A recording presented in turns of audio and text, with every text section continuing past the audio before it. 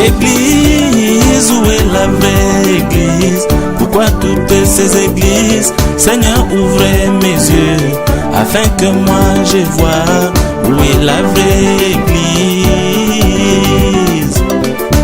L'église, où est la vraie église? Oh Seigneur, pourquoi toutes ces églises? Seigneur, ouvrez mes yeux, afin que moi je vois où est la vraie église. L'église, où est la vraie église? Peuple de Dieu, bonjour et bienvenue sur notre plateforme chrétienne, le temps de la vérité. Aujourd'hui, nous recevons sur ce plateau le docteur Jason Walanganda de l'Assemblée de Saints, Cape Town, précisément en Afrique du Sud. Avec lui, nous allons aborder un sujet concernant la dîme. Ce sujet qui fait couler beaucoup d'encre et de salive au quotidien. Docteur, bonjour. Bonjour mon frère Freddy. Comment vous allez, docteur? Dieu fait grâce, nous allons très bien. Et vous? Voilà, Dieu, je vais aussi bien et Dieu fait grâce aussi. Merci, docteur. Merci beaucoup. Sans plus tarder, nous allons rentrer dans le vif de notre sujet. Ce que j'évoquais, le sujet que j'évoquais en présentant. La dîme, docteur, est-elle biblique ou non? La dîme est-elle biblique ou non? J'ai dit d'emblée que la dîme est biblique parce que c'est traité par la Bible. Biblique veut dire ce qui se rapporte à la Bible. Il y a pas mal de sujets dans la Bible.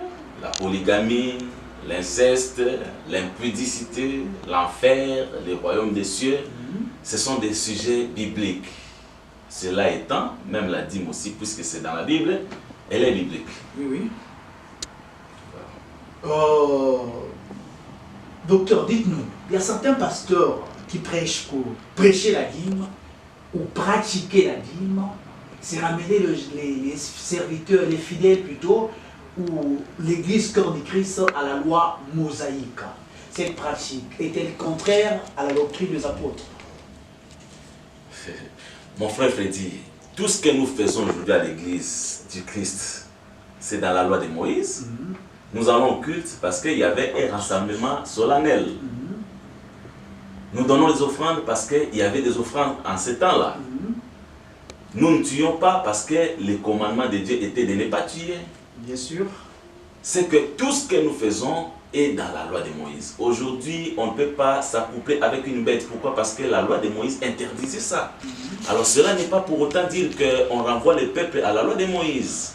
La loi de Moïse n'est pas mauvaise. La Bible le dit dans 1 Timothée 1:8. Elle est bonne pourvu qu'on en fasse un usage légitime. C'est que ceux qui prêchent que quand on parle de la dîme, on renvoie les gens à la loi de Moïse, ont tort. Ils prêchent mal. Parce que j'aimerais vous dire que la doctrine que nous avons aujourd'hui, c'est la doctrine des apôtres. Les apôtres n'ont pas au fait inventé une doctrine. Ce qu'ils prêchaient, c'était dans la loi de Moïse. Tout ce qu'ils disaient, c'était dans la loi de Moïse. Le frère Paul dit par exemple que la femme ne prêche pas. Là, je suis dans 1 Corinthiens 14, verset 34. Il dit que la femme ne prêche pas. Pourquoi? Parce que la loi le disait aussi. Il renvoie dans la loi. Le frère Paul dit, tu n'amuseras pas les bœufs lorsqu'ils foulent les grains. Là, je suis dans 1 Corinthiens 9, 9. Il dit, c'est la loi qui le dit. C'est que tout ce que les apôtres prêchaient, ils ne l'inventaient pas. Ils le puisaient dans la loi. Parce que les références que les apôtres avaient, c'était la loi de Moïse. Les frères Paul, les frères Pierre, les frères Jean, ils n'avaient pas un Pierre, ils ne prêchaient pas un Corinthien, ils ne prêchaient pas Romain. Ce qu'ils prêchaient, c'était la loi de Moïse. Seulement, ils ne prêchaient pas pour que la loi de Moïse soit pratiquée, mais plutôt, ils faisaient l'applicabilité adaptée à l'église du Seigneur Jésus-Christ. Moi, je dis que la loi de Moïse, c'est comme un pain. C'est le pain que David a trouvé chez Achimélec. Quand il est allé, il a trouvé le pain de consécration, le pain de proposition. Il a pris ce pain, il a mangé avec ses serviteurs, ceux qui le suivaient. S'il vous plaît, mon frère Freddy, il ne sait pas faire d'autres pains. Parce qu'il ne peut pas faire d'autres pains. Il ne peut pas fabriquer d'autres pains. Il a pris les mêmes pains et il a donné à ses serviteurs, lui aussi en a mangé. C'est pour dire qu'il n'y a qu'une seule parole. C'est la même parole qui a existé, qui existe encore aujourd'hui. Donc c'est pour vous dire simplement que les apôtres prêchaient la loi qui est écrite dans la loi de Moïse. Les apôtres prêchaient les enseignements qui sont écrits dans la loi de Moïse. Seulement, ils en donnaient le sens et ils l'adaptaient aux exigences de la nouvelle marche. Donc, il n'y a pas une autre doctrine, il n'y a qu'une seule doctrine, c'est la doctrine de Dieu. Et d'après cette doctrine, il faut donner la dîme, et la dîme n'est pas mauvaise, c'est la doctrine de Christ. Merci. Merci, docteur, pour votre réponse. C'est la parole de Dieu. L'apôtre Paul dit, la loi est-elle mauvaise? Non, la loi, elle n'est pas mauvaise. Mais pour nous qui, en fait, peut pratiquer la loi, il nous demande d'en faire un bon usage. Merci, docteur. Et docteur, dites-nous, sur quelle base vraiment pouvez-vous soutenir que la dîme est une doctrine à suivre dans l'Église du Christ? Il y a beaucoup de bases dans la Bible, mon frère Freddy. Il y a beaucoup de bases. Mais j'aimerais commencer pour convaincre l'auditoire. J'aimerais commencer avec 1 Corinthiens 9. Nous prenons 1 Corinthiens 9. Je suis dans 1 Corinthiens 9.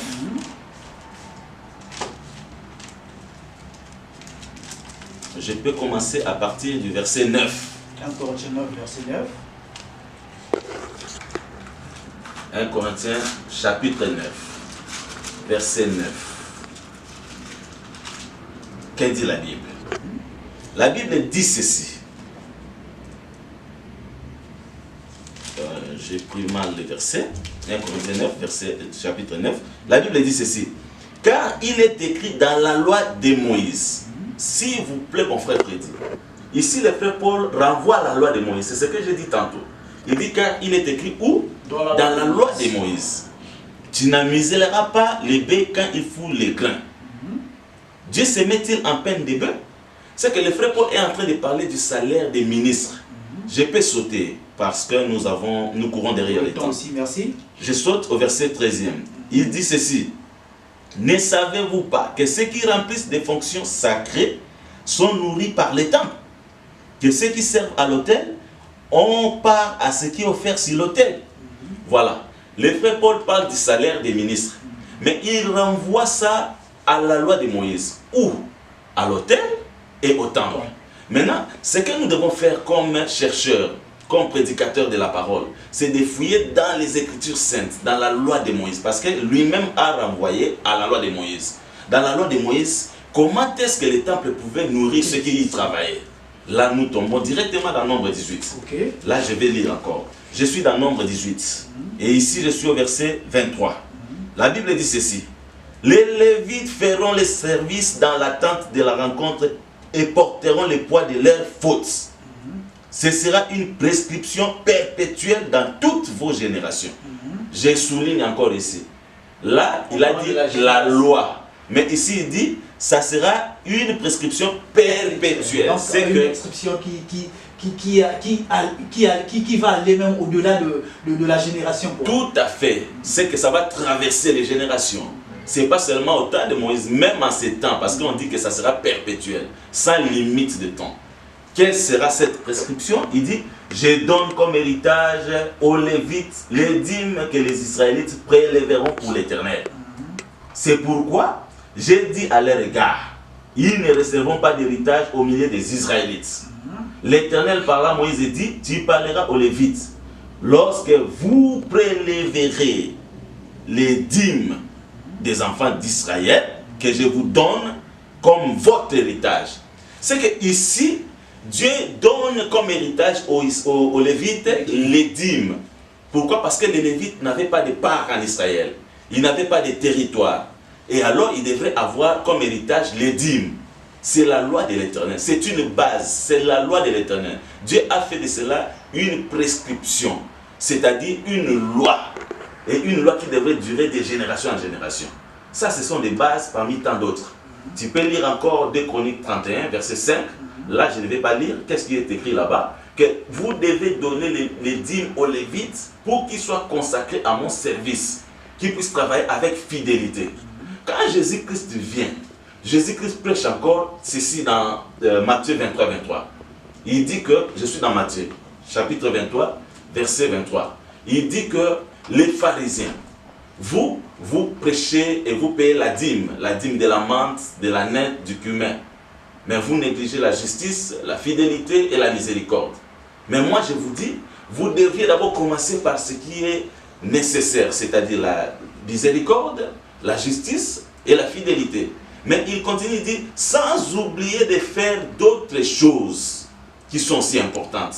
C'est-à-dire sans oublier aussi de payer les dîmes. C'est que Jésus n'a pas été contre le paiement des dîmes, mais il leur recommande de chercher premièrement le royaume des cieux. Parce que la justice, la fidélité, la miséricorde, c'est ça le royaume des cieux. Mais quand tu cherches le royaume des cieux, il ne faut pas oublier aussi les autres choses, c'est-à-dire de payer aussi la dîme. Ça doit être en harmonie pour nous. Bien sûr que oui. C'est que dans toutes les Écritures, vous allez comprendre, même si je prends 1 Samuel 8, versets 15 et 17, là Dieu dit ceci à Israël, vous cherchez un roi, oui c'est bien. Je vais vous donner un roi, mais vous devez savoir que ce roi que je vais vous donner, il va prélever de vos enfants les dîmes et il va les donner à ses serviteurs.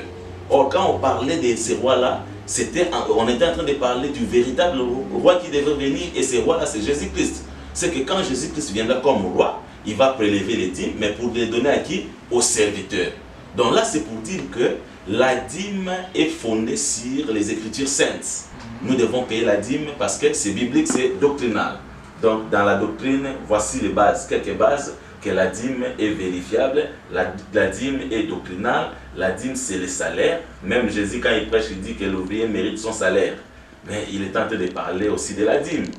Quand le frère Paul vient aussi dans 1 Corinthiens 5, verset 17-18, il dit que l'ouvrier mérite son salaire. D'ailleurs, il dit même, il répète encore les critiques qu'il a données dans 1 Corinthiens 9. Il dit, tu n'amuseras pas les bœufs lorsqu'ils foulent les grains. Parce que l'ouvrier mérite son salaire. Qui est cet ouvrier-là? C'est le ministre de la parole. Donc il a droit au salaire. Et ce salaire-là, c'est quoi? Parce qu'au temple, ce qui nourrissait les Lévites, c'était la dîme. C'était la dîme. Et ce qui nourrissait les sacrificateurs, c'était l'offrande sur l'autel. Mais quand on parle du sacrificateur, on parle du Lévite. Dans le contexte d'un Corinthiens 9, il s'agit des ministres de la parole. Donc la dîme est doctrinale. Merci, docteur, pour la réponse. Docteur, dites-nous, selon l'Apocalypse, le chapitre 1, le verset 18, si je ne me trompe pas, la Bible nous dit que nous sommes tous un royaume et des sacrificateurs. Maintenant, s'il faudra que nous puissions payer la dîme, vous ne pensez pas que nous devrions être tous des bénéficiaires? Vraiment. Merci bien, c'est une question pertinente. Mais nous sommes aujourd'hui un royaume et des sacrificateurs. Oui. Mais Israël aussi était un royaume de sacrificateurs. Lisez Exode 19, verset 6. Dieu promet à Israël d'être un royaume des sacrificateurs. C'est pour dire que tout Israélite aussi pouvait se considérer comme sacrificateur dans son coin. Qu'il soit de la tribu de Dan, de Nephtali, de Ruben, et j'en passe. Donc il pouvait aussi se considérer comme un sacrificateur dans son coin. Mais le même Dieu qui a promis comme cela, voilà ce qu'il fait pour organiser la marche, pour établir l'ordre, même dans les services. Il tire une tribu, la tribu de Lévi. Il en fait une tribu attachée au sacerdoce. Et désormais, ce n'est pas tout Israélite qui peut se réclamer sacrificateur.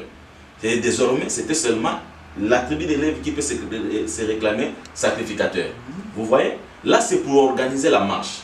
Il en est de même pour nous aujourd'hui. Nous sommes tous un royaume des sacrificateurs, c'est bien. Mais Dieu, pour organiser les choses, ne peut pas laisser que tout le monde puisse être attaché au sacerdoce. Il a tiré certaines personnes. Il a fait des dons aux uns. Les uns comme apôtres, comme prophètes, comme docteurs, comme pasteurs, comme évangélistes. Ce sont eux qu'il a tirés pour s'attacher au sacerdoce. Et désormais, même si nous sommes tous, là c'est par révélation que nous pouvons dire que nous sommes tous un royaume des sacrificateurs. Mais dans la marche, dans la doctrine, ce n'est pas tout le monde qui est sacrificateur. Dans la doctrine, il faut qu'il y ait un ordre. Et dans cet ordre-là, certaines personnes vont s'attacher et toucher au sacerdoce. Et les autres viendront après. Il en est de même du droit d'aînesse. Dieu dit à Moïse, il dit ceci, Moïse va dire à Pharaon de faire sortir Israël mon premier-né. C'est qu'il appelle tout Israël premier-né. Et tout le monde pouvait se dire, je suis le premier-né de Dieu. Que je sois cadet dans une même un enfant. Non. Même un enfant, je suis premier-né. Pourquoi? Parce que Dieu nous a tous appelés premier-né. Mais remarquez dans le désert, il prend les Lévites. Il dit, je prends les Lévites à la place des premiers-nés. C'est que désormais, dans l'ordre de la marche, ce n'est pas tout le monde qui sera premier-né, mais c'est seulement les Lévites qui seront des premiers-nés. Or, nous disons aujourd'hui dans l'Église que l'Église, nous sommes des premiers-nés par rapport à Israël. Pourquoi? Parce qu'ils seront les derniers, ils deviennent les derniers, nous devenons les premiers. Les premiers seront les derniers seront les premiers. Mais dans l'ordre de la marche de l'Église, dans l'Église proprement dite, Dieu établit que certains soient premiers-nés, c'est-à-dire conducteurs, et que les autres viennent après. Voilà pourquoi nous disons que même si nous sommes tous des sacrificateurs, mais dans l'ordre de la marche, Dieu a fait que quelques-uns puissent servir comme sacrificateurs au profit du peuple, comme intermédiaires entre le peuple et Dieu, comme des gens qui vont plaider pour la cause du peuple. Ce sont les ministres de la parole. Voilà pourquoi Pierre pouvait dire qu'il est mieux que nous puissions nous attacher à la parole et à la prière. Or, les Lévites aussi étaient les gens attachés à Dieu, attachés au service. Donc aujourd'hui, ceux qui s'attachent au service, ce sont les ministres.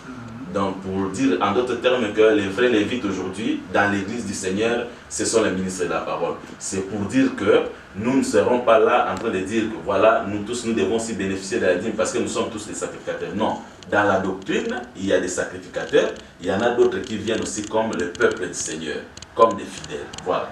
Merci, docteur.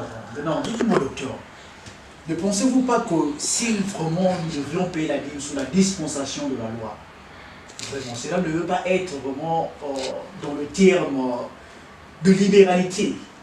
C'est-à-dire celui qui veut payer, paye. Ou celui qui voit que moi, pour moi, de payer la dîme, c'est pas bien pour moi de payer la dîme, je laisse, il laisse. Parce que vous serez d'accord avec moi dans le livre de 1-2 Corinthiens, le chapitre 9, le verset 7, l'apôtre Paul nous enseigne la libéralité, que l'on doit donner avec libéralité, vu que nous sommes sous la dispensation de la grâce. Cela ne veut pas être dans la libéralité, vraiment donner la dîme dans la libéralité.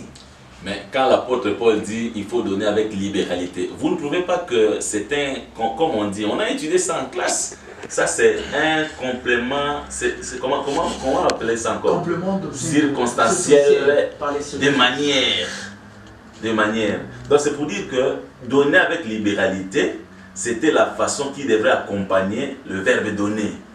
Il n'y a pas une offrande qu'on appelait libéralité. Ça n'a pas existé. Aujourd'hui, on fait des débats sur des terminologies.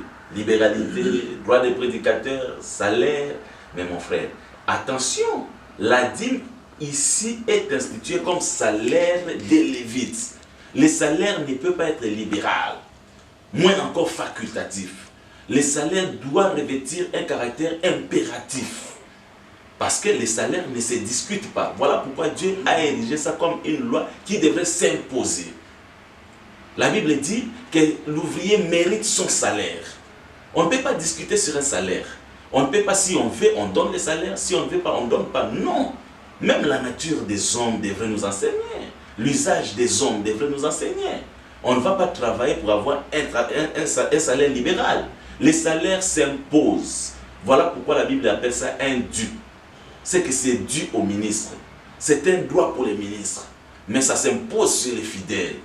Donc ils travaillent, ils sèment les biens spirituels.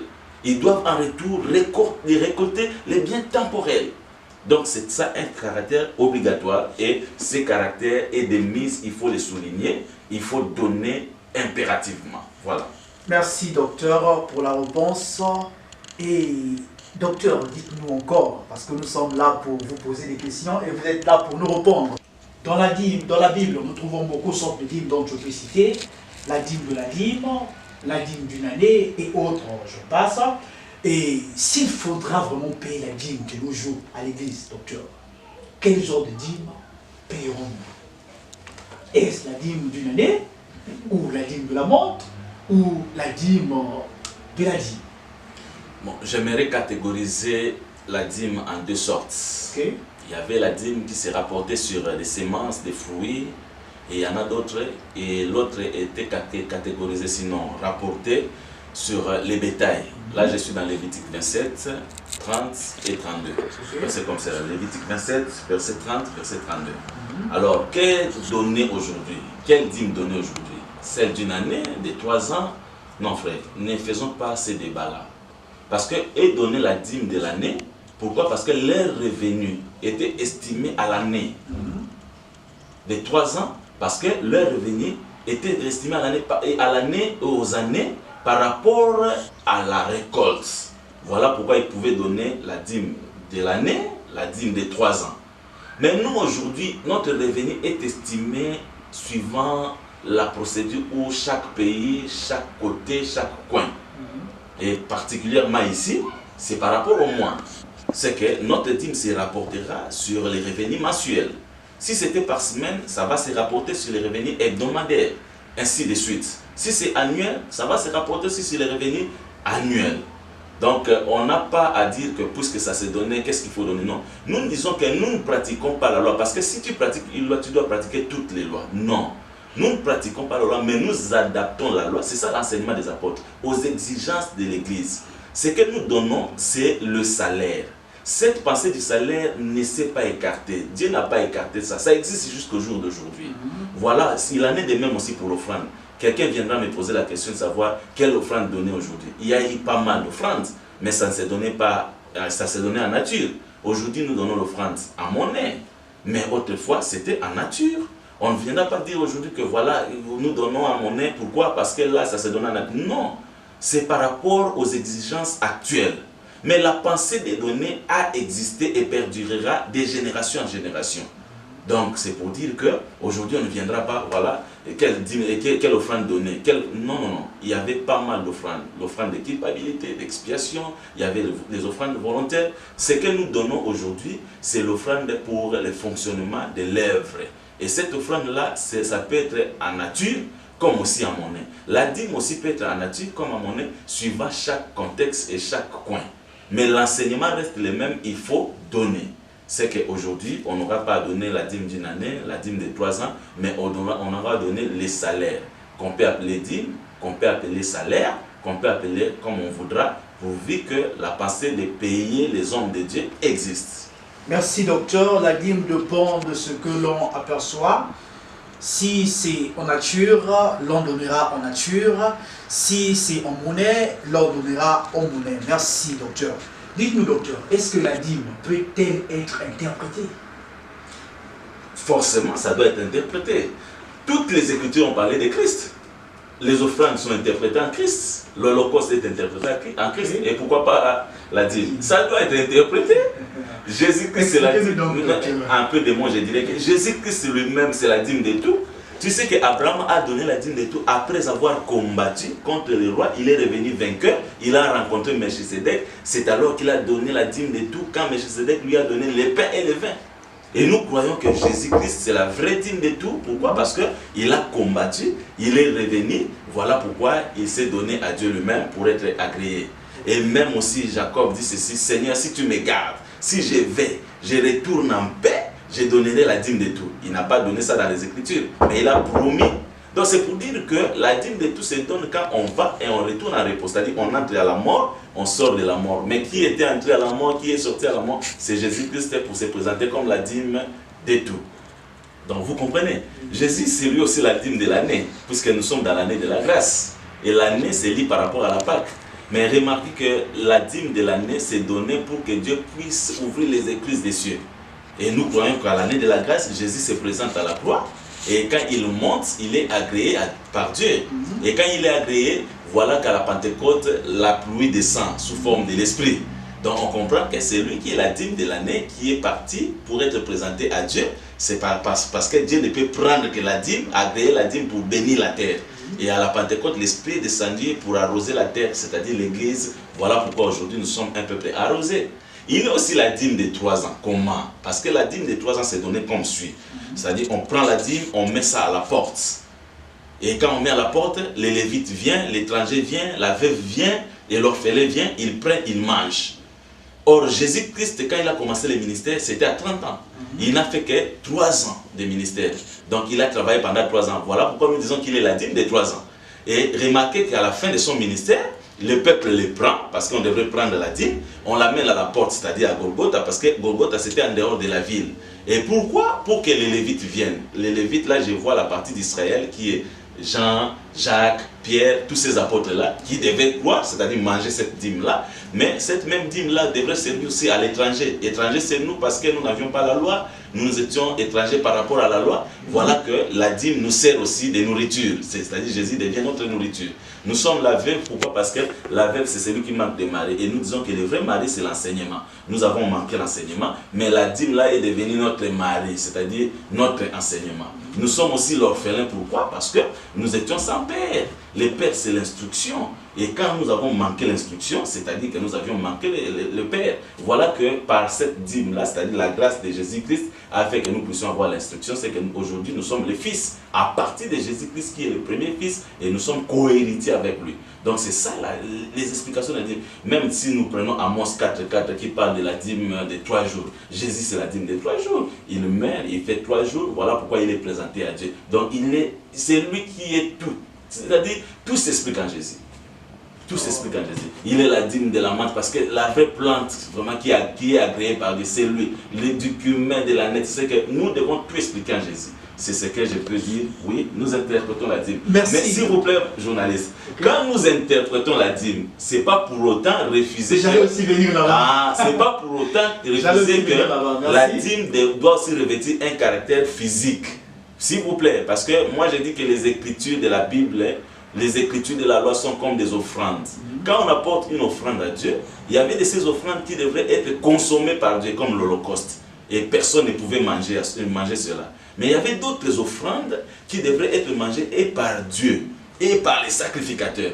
C'est-à-dire qu'il y a de ces écritures-là qui doivent être bénéficiées par Dieu, et aussi bénéficiées par les sacrificateurs. C'est-à-dire Dieu doit trouver sa part, et les sacrificateurs aussi doivent appliquer ça dans leur vie. Donc c'est pour dire que la dîme, même s'il faut le prendre dans un sens spirituel, il ne faut pas oublier aussi que dans un sens corporel plutôt, la dîme a aussi un sens. Il en est de même aussi de l'offrande. Offrez vos corps comme un sacrifice vivant, saint et agréable à Dieu. Là je suis dans Romains 12, verset 1. Ben, ça s'interprète comment offrir le corps. Ça c'est spirituel. Mais alors que nous offrons nos corps, nous devons aussi donner l'offrande en termes d'argent, en termes de nos revenus. C'est qu'on ne peut pas exprimer ça, on ne peut pas écarter ça. Les cultes, ce n'est pas spirituellement, mais nous ne refuserons pas d'aller aussi à l'église pour rendre culte. Donc c'est pour dire ça. L'adoration, c'est la vie d'un enfant de Dieu, mais nous n'allons pas refuser aussi qu'à un moment donné dans notre prière, d'adorer le Seigneur. Donc c'est pour dire que la dîme, même si elle revêt un sens spirituel, dans le physique, dans la doctrine, nous payons aussi la dîme. Merci docteur pour votre réponse. Merci. Maintenant parlons de la dîme. Qu'en pensez-vous? Parce que j'ai une suite de questions, s'il vous plaît. Souffrez un peu, docteur. Okay. Nous allons parler de la dîme de la dîme, s'il vous plaît. Okay. La dîme de la dîme. Qui est le souverain sacrificateur à qui l'on devait payer la dîme?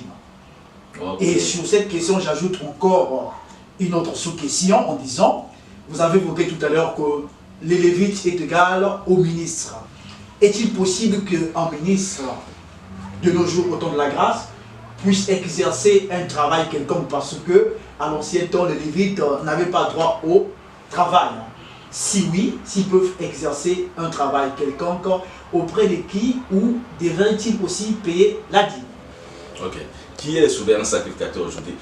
Parlant de la dîme, si tu lis Nombre 18, verset 28, on dit la dîme de la dîme est une offrande. C'est-à-dire c'est une offrande que les sacrificateurs ou les Lévites devaient prélever sur les dîmes qu'on lui accorde et devraient donner ça à l'Éternel, plutôt au sacrificateur Aaron. Donc la dîme de la dîme, c'est l'offrande. C'est que quand on a la dîme, quand on prélève la dîme, quand on perçoit la dîme, sur cette dîme-là, on doit payer l'offrande.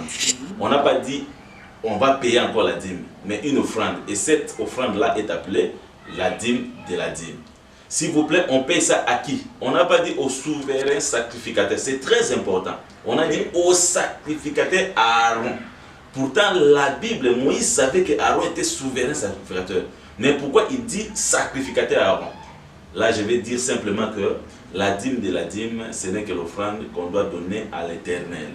S'il vous plaît, les Lévites aujourd'hui, peut-il travailler? C'est-à-dire, le ministre de la parole peut-il travailler? Et s'il travaille, à qui va-t-il payer la dîme? Mais un ministre de la parole, c'est d'abord infidèle, parce que nul ne sera sauvé comme ministre de la parole. Il est infidèle, il est un enfant de Dieu. S'il travaille, parce que l'idéal de Dieu, c'est que le ministre s'attache à l'œuvre du Seigneur, qui ne travaille pas. Mais il peut arriver que, faute de mieux, il va travailler. Paul aussi, parce qu'il ne pouvait pas subvenir à tous ses besoins. Voilà pourquoi il est allé faire des tentes. Donc il peut arriver aussi à un ministre de la parole de faire des tentes, c'est-à-dire de faire un travail pour subvenir à ses besoins. Si l'Église ne les prend pas très bien en charge, vous voyez, ça arrive aussi. Mais l'idéal, ce n'est pas ça. L'idéal, c'est qu'il doit être consacré. Mais je vais aussi souligner à votre connaissance que même ces Lévites-là avaient aussi des banlieues. Ils avaient des banlieues où ils devraient mettre leur bétail. Si tu lis dans Nombre 35, verset 2, verset 2 à 3, ils avaient des banlieues, ils avaient aussi des villes. Des banlieues, pourquoi? Pour mettre leur bétail. Des villes, pourquoi? Pour y habiter, les villes lévitiques. Donc, ils avaient aussi des bétails. Mais d'où venaient ces bétails? C'est à partir des dîmes, des offrandes qu'ils recevaient. Et ils plaçaient ça là-bas. Donc, ils pouvaient entretenir ça. Alors, si un ministre de la parole peut travailler aujourd'hui, c'est un travail auxiliaire, un travail subsidiaire. Qu'est-ce qu'il doit faire? Comme un enfant de Dieu, il doit aussi payer la dîme, parce qu'il s'attend aussi à la bénédiction de Dieu. Donc il doit aussi payer la dîme. Là, il ne paye pas la dîme sur base de la dîme qu'on lui paye, mais du travail qu'il fait à côté de l'œuvre du Seigneur. Donc on peut avoir un ministre qui travaille dans une compagnie aujourd'hui. S'il en a le temps, moi je dis toujours que s'il doit travailler, ça ne doit pas sacrifier l'œuvre de Dieu. Mais si ça doit sacrifier l'œuvre de Dieu, qu'il laisse ce travail-là et qu'il s'attache à l'œuvre de Dieu. Parce qu'il est appelé à l'œuvre de Dieu. Vous voyez? Alors s'il travaille comme ça, il doit prélever aussi une dîme à payer. Mais il amène ça où? Parce que la dîme c'est payée dans les temples. Tout cela nous sert d'exemple. Parce que la loi, nous disons il ne faut pas pratiquer la loi, c'est bien. Mais la loi n'est pas seulement à pratiquer, la loi aussi peut servir d'exemple. Et quand on parle du temple, les frères Paul à 1 Corinthiens 9 nous montrent que le temple c'est la maison du Seigneur. Et aujourd'hui nous comprenons que le temple c'est l'église du Seigneur. Même si nous interprétons que le vrai temple c'est Jésus-Christ. Mais aussi nous croyons que aller à l'église c'est comme si on allait dans les temples.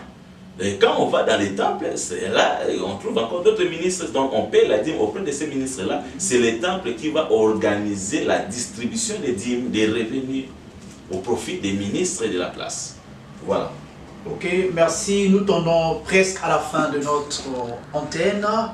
Le docteur nous a répondu clair le roman parce que la réponse elle était claire en posant les bases parce que ce sont les bases bibliques que le docteur est en train de poser ou un fondement. Merci docteur.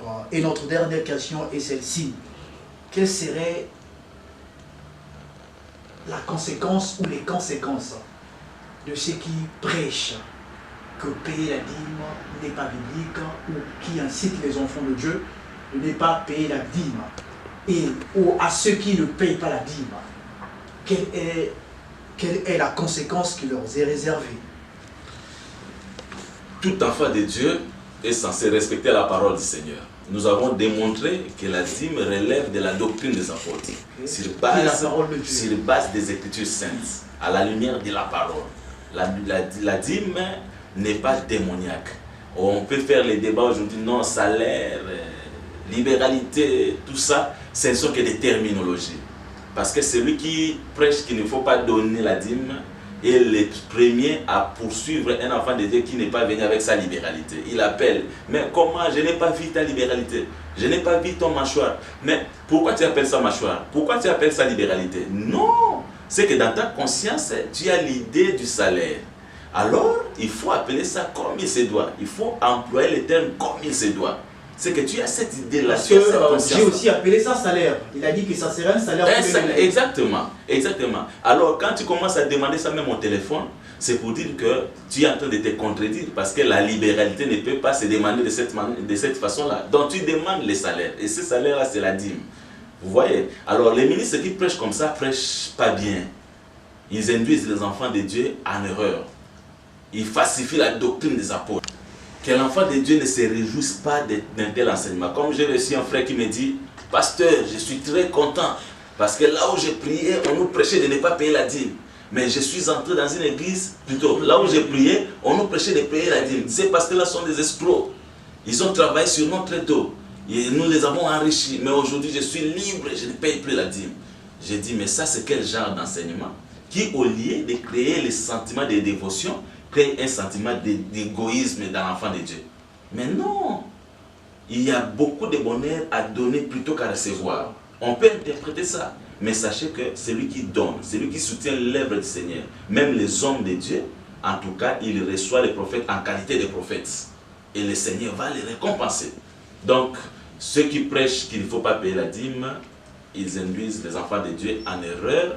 Ils doivent revenir sur cet enseignement et ils doivent prêcher d'après les Saintes Écritures, prêchées par les apôtres.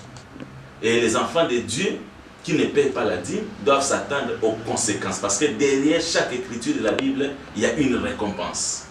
Et si tu n'appliques pas une écriture, tu manqueras la récompense attachée à cette écriture. Donc moi je dis que la dîme doit être donnée et il faut prêcher qu'il faut payer la dîme. Mais pas la dîme comme la loi le disait, mais la dîme dans la conscience du salaire. Voilà. Merci docteur pour les réponses. Et c'est une plateforme pourtant plutôt de la vérité, et la vérité a été dite ici.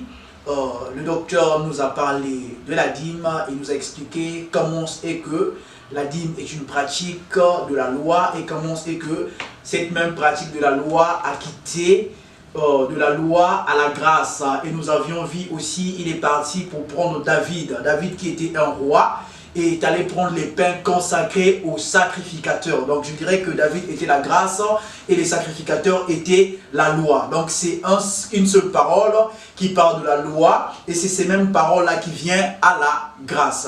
Merci docteur pour votre intervention, et merci pour d'avoir accepté notre invitation. C'est moi qui vous remercie. Merci. Et si vous avez un mot à la fin, de dire à la fin, ou des salutations, vous avez la parole. Le mot de la fin, peuple de Dieu, ne cherchez pas la facilité. La grâce, ce n'est pas la facilité. La grâce, c'est la difficulté. Parce que pour savoir qu'on a trouvé grâce, il faut appliquer ce que les autres ne pouvaient pas appliquer. Il faut observer ce que les autres ne pouvaient pas observer en ce temps. Alors, ne cherchez pas la facilité comme ne payez pas la dîme et vous trouvez que c'est facile de servir Dieu dans ce contexte-là. Non. Au contraire, nous devons payer plus que même les pharisiens. Parce que si notre justice ne dépasse pas celle des pharisiens, nous ne verrons pas le Seigneur. Alors, pour que cela dépasse celle des pharisiens, il faut que la doctrine de la parole, ou plutôt la doctrine des apôtres, soit vue par nous tous comme étant la loi de Dieu. Nous sommes dans l'Assemblée des Saints de Cape Town, et précisément à Pérou. C'est là que nous évoluons avec d'autres ministres de Dieu, le prophète Jean-Willy Mbanza-Sui. Nous avons l'apôtre Prince Chivongo, l'évangéliste Dali Isanga.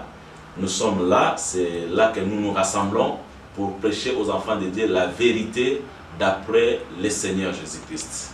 Vraiment, je crois que je n'ai pas un mot de la fin sinon de vous dire que le Seigneur vous bénisse. Merci docteur. Vous êtes, excusez-moi docteur, êtes-vous partante s'il y aura une personne qui peut s'interpeller et chercher à vous rencontrer?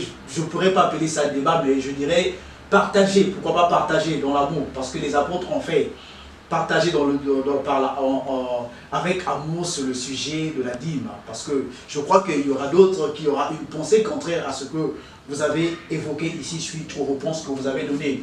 Et trop partante s'il y aura une personne qui peut s'élever pour dire bon, je vais rencontrer le docteur pour un face à face sur le sujet concernant la Bible. Mais dans la Bible, il y a eu aussi des discussions, des vives discussions d'ailleurs. Donc nous sommes prêts, nous accepterons cela. Et si quelqu'un a un avis contraire, il peut venir, nous allons confronter ça. Ça ne sera pas comme un combat des hommes, ça ne sera pas un pugilat, mais ça sera un partage, ça sera une discussion pour l'intérêt du peuple de Dieu, pour l'édification. Donc nous sommes prêts.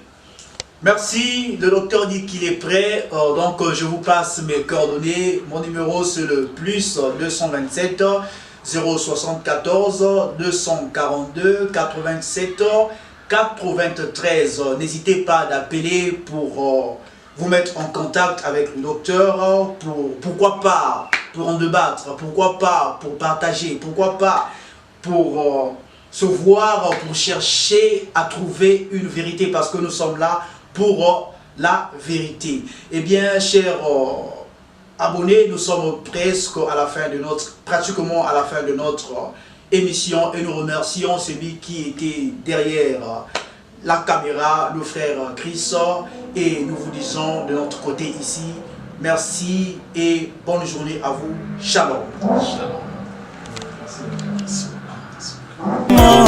Qui entre dans la race humaine.